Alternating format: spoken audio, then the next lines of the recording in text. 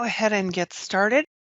I am Candy Wilkinson, the manager of HR Technology Change Management, and I want to welcome you all today to Workday 101 for Human Resources. We are going to talk about reports today. We have our experts on the line. We've got Laura McGowan, the HRIS Analyst Senior, and we have Janine Luddig. She's the Human Capital Technology Analyst, who is our report expert as well. And then we also have Keith Seifert, the Human Capital Technology Analyst Senior. He specifically can help us with any time-related report questions. Without further ado, let's go ahead and get started. Who wants to go first? Hi all, this is Kieran Cassidy. Will report writing access be opened up to the HR market at any time? There's a lot of great reports out there. However, the data wrangling to get it down to what you really want after you pull the report can take hours. So it would be helpful for us to be able to write our own reports. That's a great question, Kieran. I don't know the answer to your question. Is either Jamie or Gina on the call? Are you guys able to answer that? Sure, this is Jamie. Right now, that is not kind of on the table, so to speak, just because if we broaden that security to allow that, there's a lot of Workday is set up differently than other kind of reporting systems that I've utilized. So it's not necessarily that obvious either. There could be 5 different worker name fields on several different security domains that would be confusing to an end user to try and build a report per se. We can look to see what options we have in that space, because I do understand that some of you all are savvy enough to, add and remove fields or do the different things that you want. But right now, that is not how security is set up. There's a lot of reports. If you join them wrong, they could take the whole system down. So it's not generally a role that's kind of opened up. I know it's not what you want to hear, but I'm sorry. We do have the ability to, put in the Ask HR ticket if you have a special report request, and then our experts will definitely help you develop that. All right, next question. So Candy, this is Jason. Hi, Jason. Hey there. If I'm running a report, and let's say I'm putting in different ministry codes, is there a way, like in the old system, I could save that report? So all I had to do is click on what I saved, and it would rerun it with the same defining factors that I put in there. Or do I always have to remember every single field that I entered and rerun the report from scratch, basically? Get what I'm catching? I think so, yep. Yeah. And I'm going to ask Laura McGowan, do you want to share your screen to answer that, Laura? The short answer is yes, you can do that. Now, the question is that feature enabled on every report? No, it's not. So I'm trying to think of one that absolutely has that on it that I could share with the group. Jason, would you mind if I proxied as you today? Totally fine. Okay, perfect. So let's, do you have an example, Jason, of maybe a report that you try to run often? And I'll just pull that up to see if that one has that feature on it or not. I'm thinking of a report that I run pretty much weekly to check for new hires for NEW, which is that hires within a effective date. I'm trying to think. I think that's the title. Let me look at it. I'll tell you that in 1 second. Okay. Higher in range. Does this look right? Okay. Yep, this one actually doesn't have it. Hey, Laura. If you look at his time block audit report, and if you go into time and absence, I think it would have what you're looking for. Perfect, thank you. But Jason, I'm writing that one down to add that feature to. It's an easy thing to add to reports, the ability to save. So let's find one with it. Sorry, Keith, which one did you say it was? If you expand the reports, I think there's one you're in Sandbots, right? Yep. If you go to time block audit report. Okay, here we go. So any report that has this this footer down here, you can do a filter. So if we do just some examples. So say you often run, oh, There you go. yeah, okay, there we go. All right. So say you run this often, or any combination of these fields, you can enter something. And then down here, you'll name it, and you want to name it ED report, and then you can save it. And then down here, every time you come to this report, you're going to have your saved filters right here. And in this drop down, each saved version would show, and you can just click on that and it would automatically fill. So let's just go, let's just pull this one up again.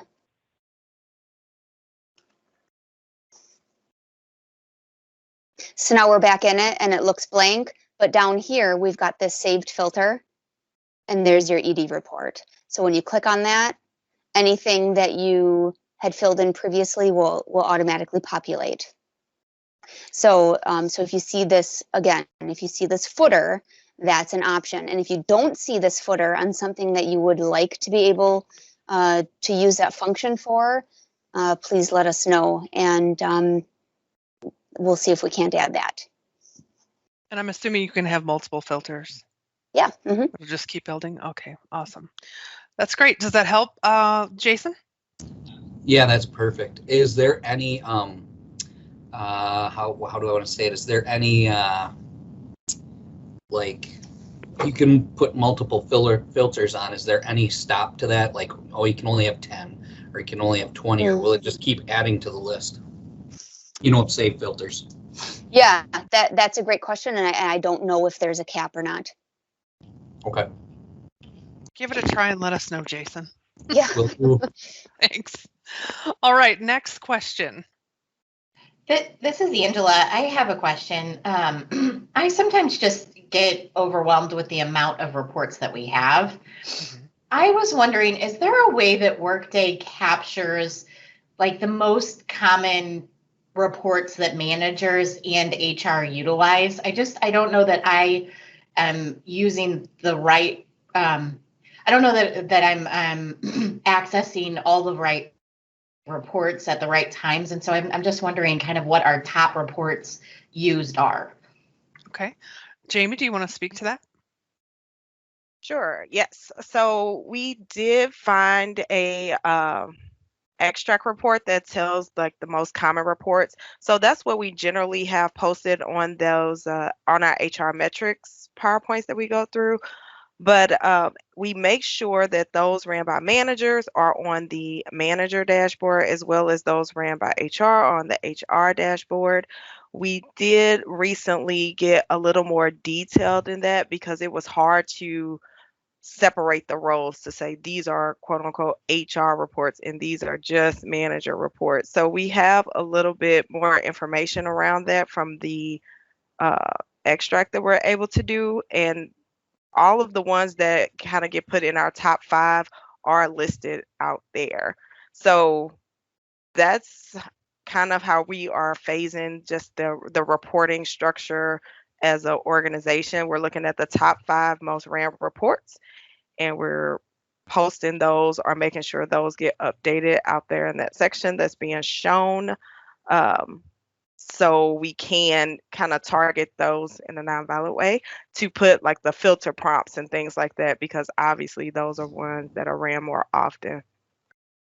I mean, we might want to look at maybe expanding it to the top 10, but that is the approach that we've been utilizing each month to look at the top 5 reports, and they pretty much stay consistent, mostly around the certs and active file. So. Awesome. Thanks, Jamie. Angela, does that answer your question? Yes, thank you. Super. All right, next question.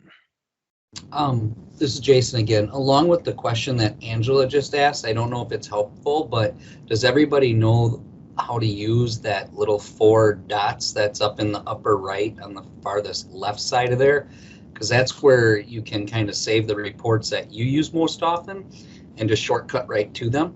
Is everybody aware of that? Probably not. Why don't we just review it real quick, Laura? I see you're using it a lot, Jason. Yeah, I That's was great. kind of hoping you could add more than just, I think 10 is all you can get in there, but Yeah, 10 is the cap. So let me actually, I'm going to go in as myself so I have a clean slate here. All right, so up here, everyone has their 4 square icon here. It's our quick access button. So when we click that, we've got the section called My Shortcuts. If you have reports that you run often, or you stumble upon a report that you don't want to forget about, you can save it here. Click Edit, Add, and then here's where we'll choose it's a task or a report. So you could also save links to tasks that maybe you find yourself completing or starting often. So if we click down here and we'll type in the name of the report that you would like to save a link to, and you can click the report you want.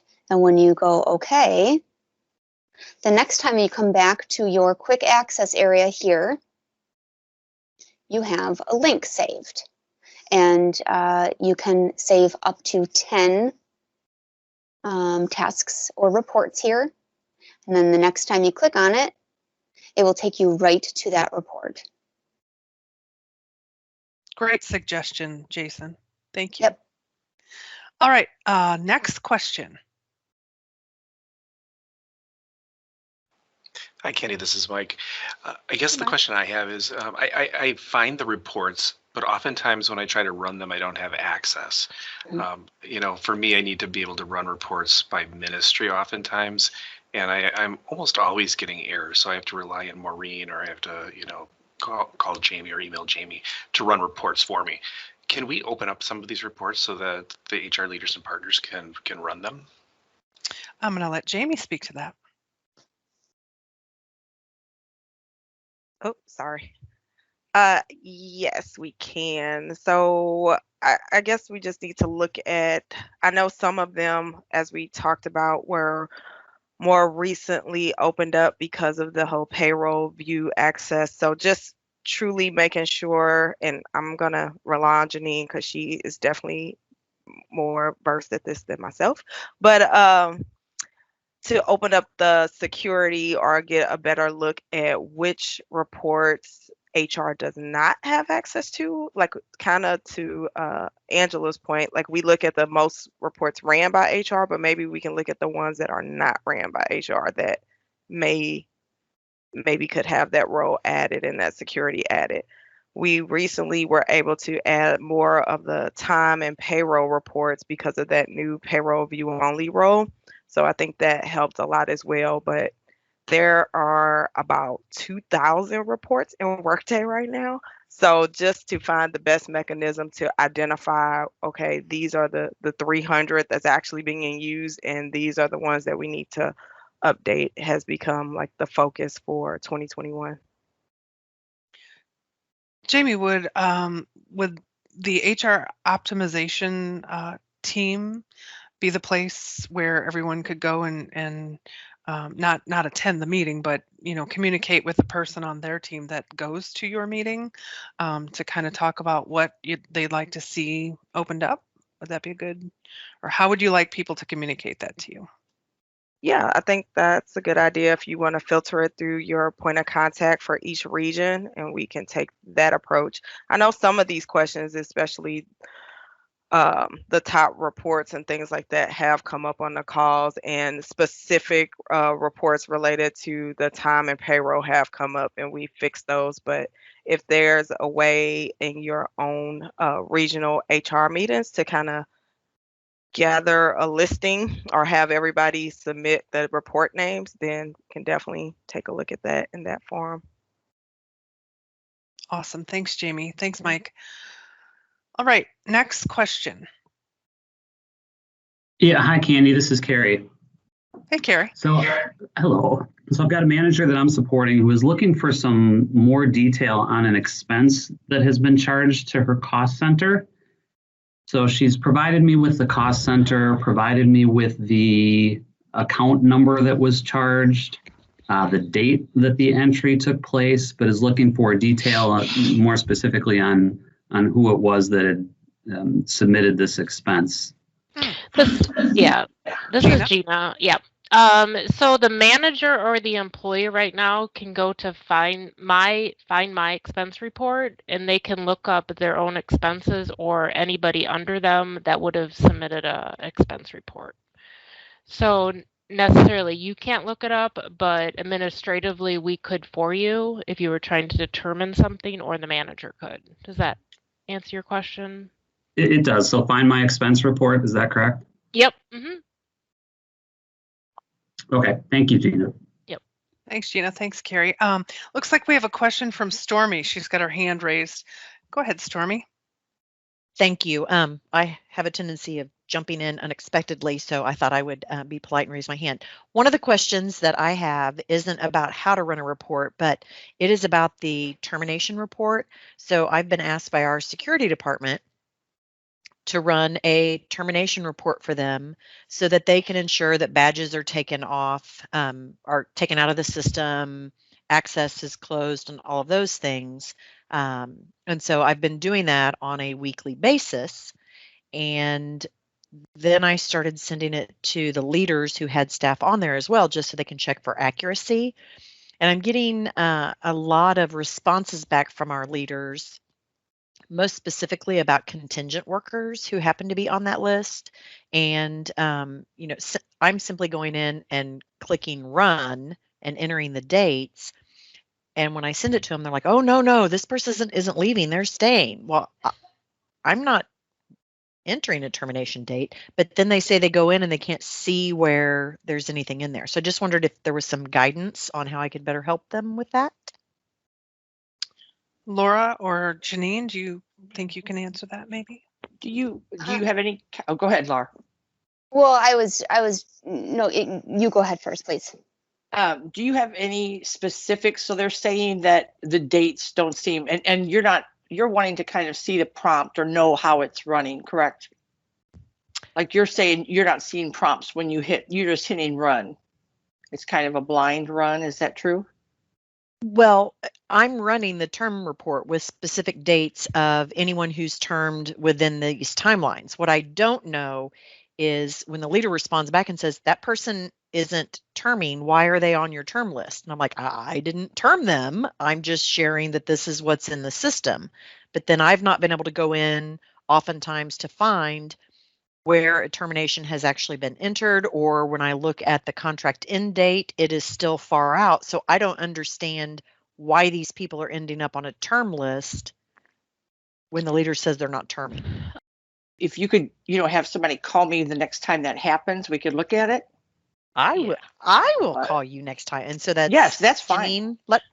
Okay. Yes. Which exact report? What's the name of the report you're running? I'm just curious because I think we can, or you can send the name of whoever was being questioned, and just because there's definitely there was a lot of cleanup done to contingent workers, so that was one thing that kind of raised my ear a little bit. So we can definitely research and look into that, because a lot of contingent workers were in the system without their real identified people leader, and I know that the HRS team have been sending out emails trying to get personal information, like the last four of the social and things like that.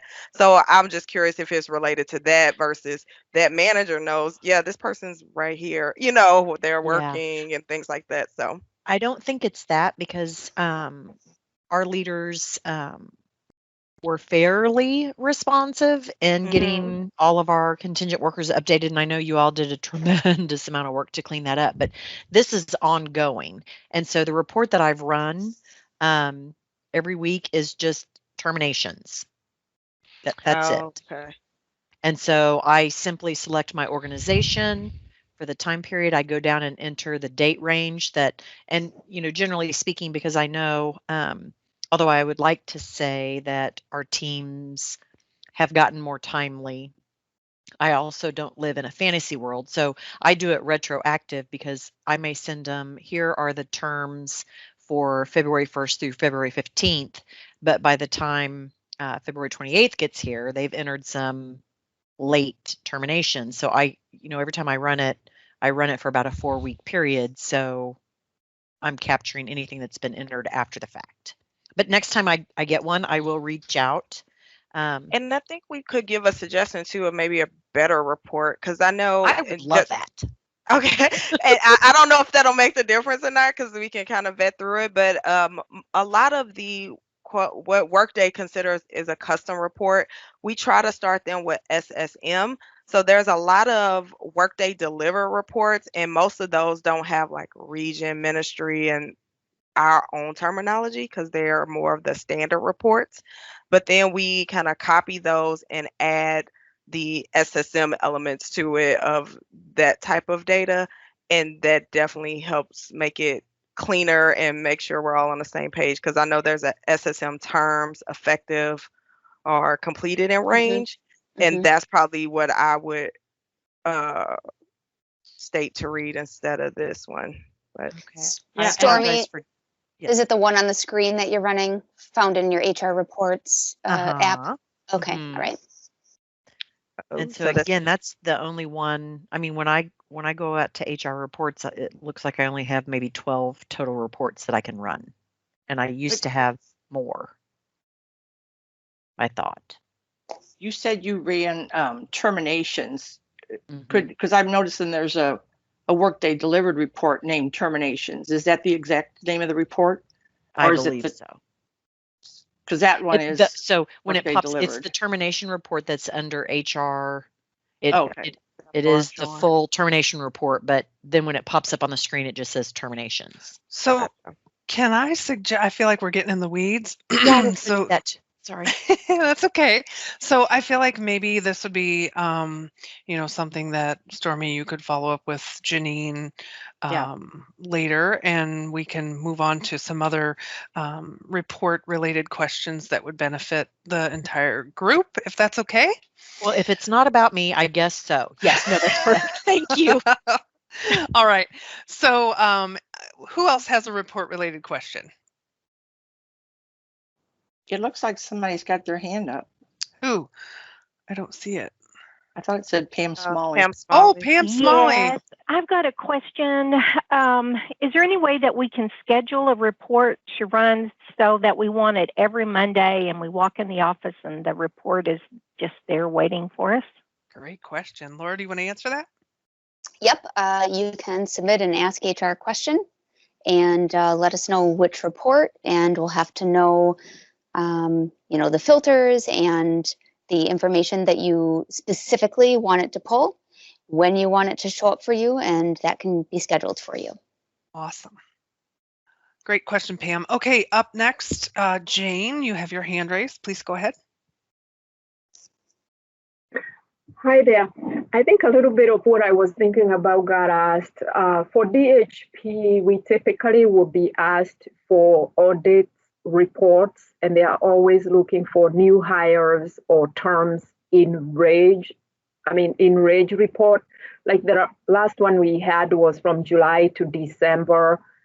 And it sounds as though I can do an Ask HR to get that set, but because it's an audit report, I'm not always able to know what dates they're going to be asking for that. Is there a recommended way that I could set those up? Laura, can you answer that?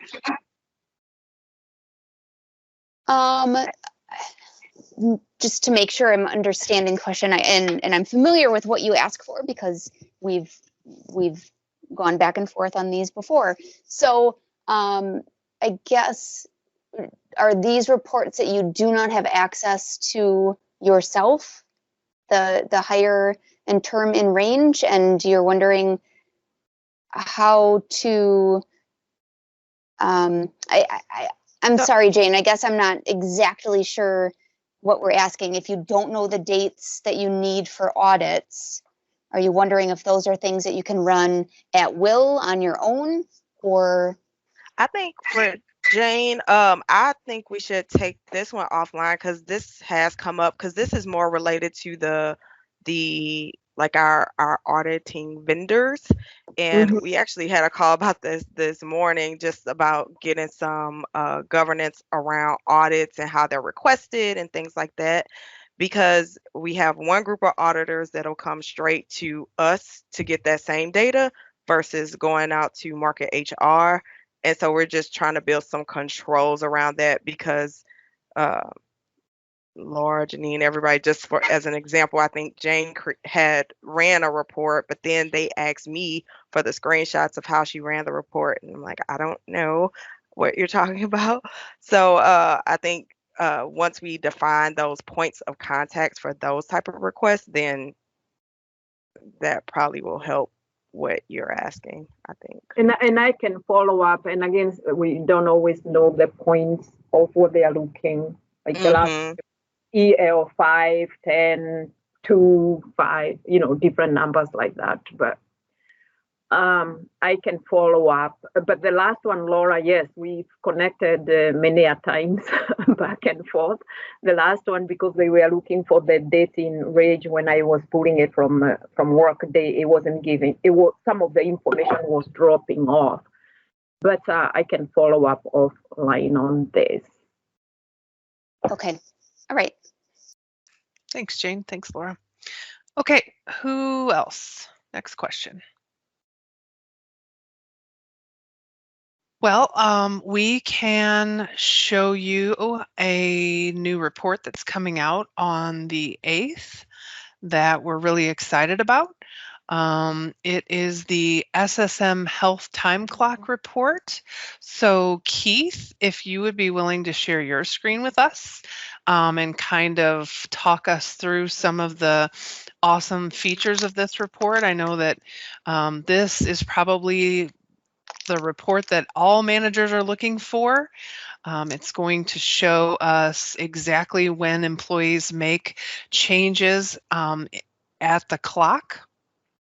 And it's also going to help us with determining how long it takes for time to flow from the SSM Health Time Clock over to the Workday timesheet. So we're pretty excited about it. Keith, are you on the line and are you able to share your screen? Yep, I will share right now. Awesome, thank you. Okay, so basically, like Candy said, we're really excited about this report. A lot of the managers, we constantly are asked, when did the employee really truly clock at the clock, or did they put in the time clock manually? And so what we did was we went back, and what you'll see, like on your time and absence worklet, there what used to be a report called incomplete shifts will now be replaced with a report called Candy, do you remember the exact name of that? Yeah, it's called My Team's Incomplete Shifts Timekeeper View. And so we're not taking anything away from timekeepers. They're still going to have that report. However, we're giving managers a new report, and it's called the SSM Health Time Clock Report.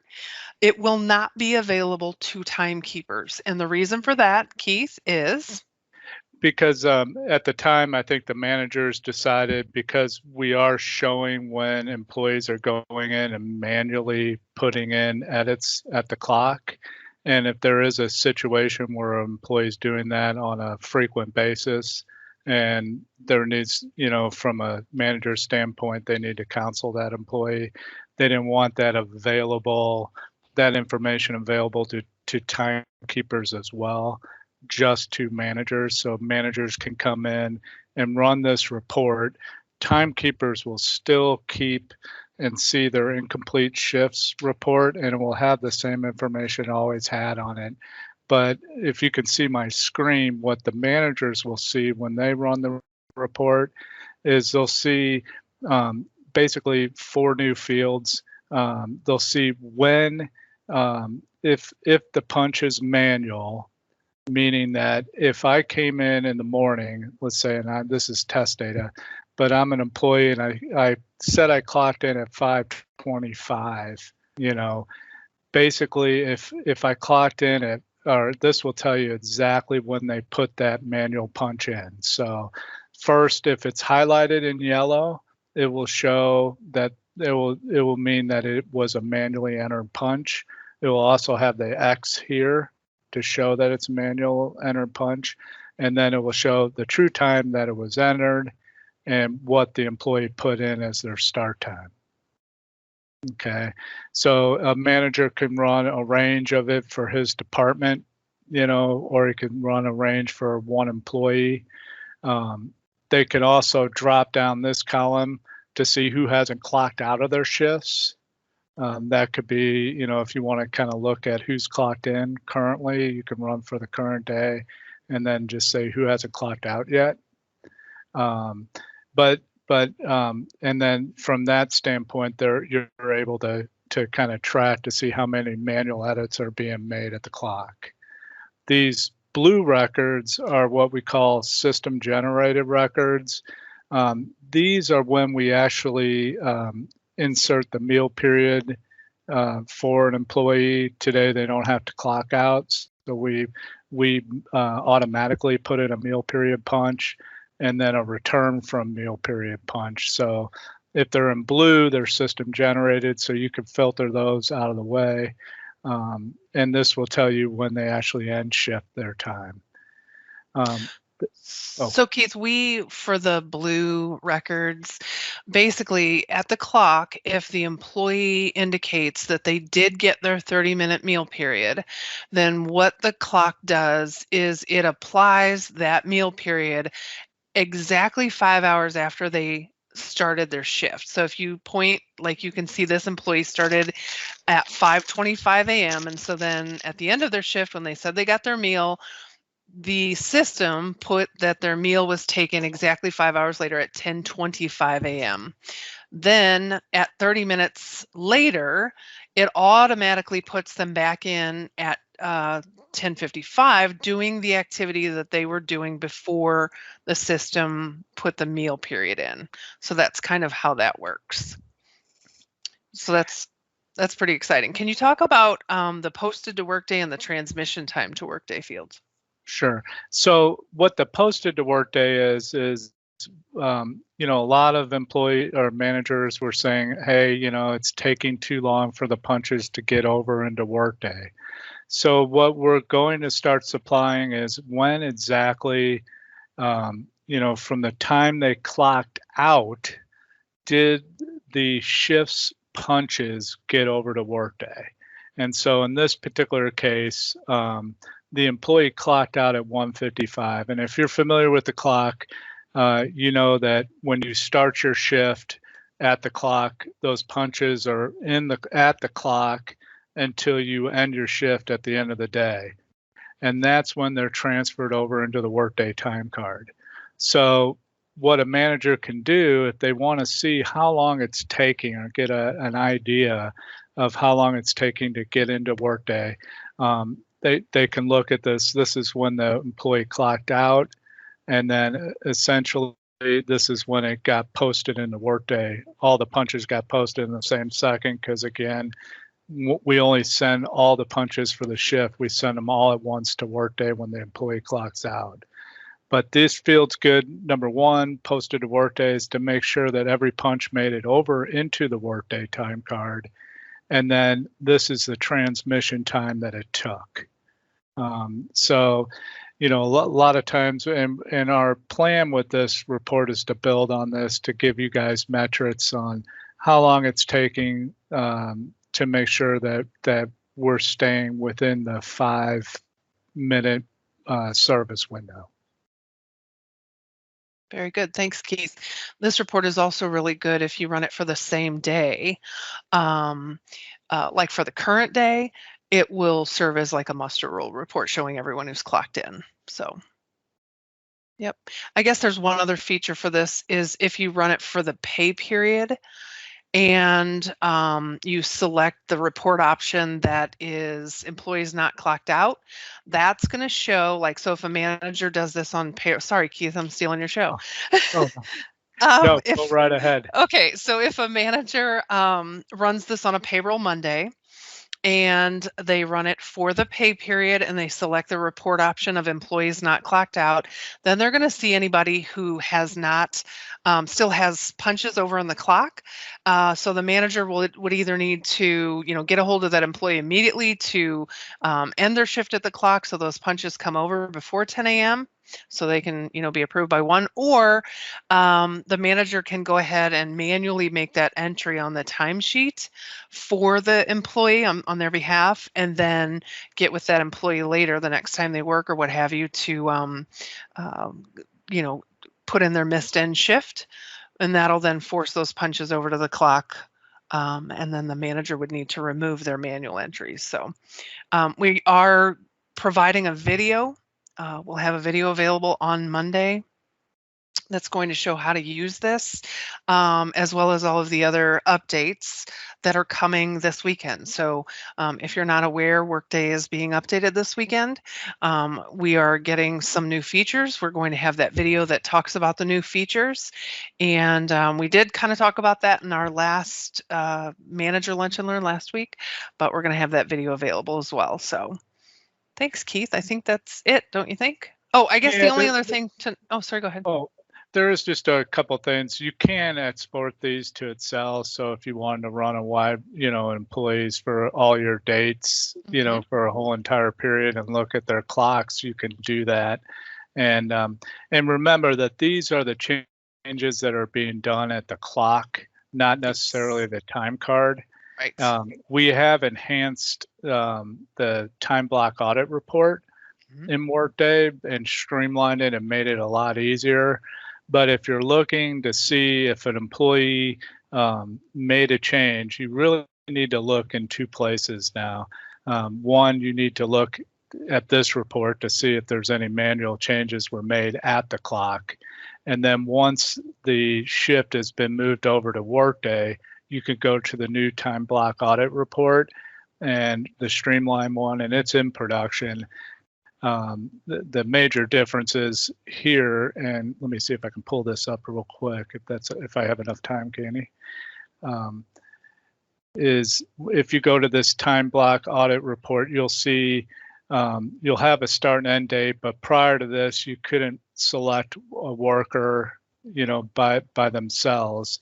So the nice thing about this is now you could just look at one worker at a time. And then you can bring up a range of time as well. So if you wanted to see if somebody was in here working on the time card or who changed the time card, you can come in and run this report. And